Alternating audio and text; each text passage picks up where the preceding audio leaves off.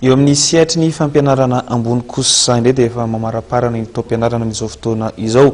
ireo sekoly ambony samihafa ka anisan'izany ny ISPM etsy Atsobolo Ambatomaro ho fanamariana izany indrindra dia misy ny hetsika izay karakarin'izy ireo etsy amin'ny Carleton Anosy manomboka rahampitsoka aharitra 2 andro.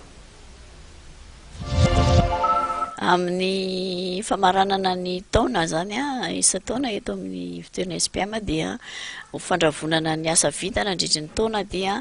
hoentinay aseho ny amin'ny Carleton amin'ny salon de l'ISPM izay atao amin'ny Carleton ny talata voalohan'ny volana aogositra sy alarobia faharoan'ny volana aogositra ny fampisehoana ireo vokam-pikarohana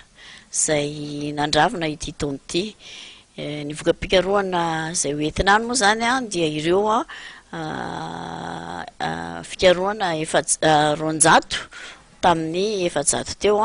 izay nosafidiana ireo izay mendrika no entinany ampisehoana ny asa vita tamin'ity taona ity. Manaraka izany moa dia manararoatra ihany amin'ny fotoana izay fahavitan'ny bac izay hitarihana ireo mpianatra vao avy nanala bac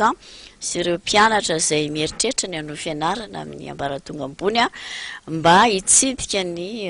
fampisehoana izay ataonao amin'ny Carleton Madagasikara. Tamin'ny ity indray mitoraka ity izay eritreretina tohizana amin'ny salon isaky manaraka dia nanorona fiara-miasa amin'ireo mpiara-nombonantoka toy ny ITEC,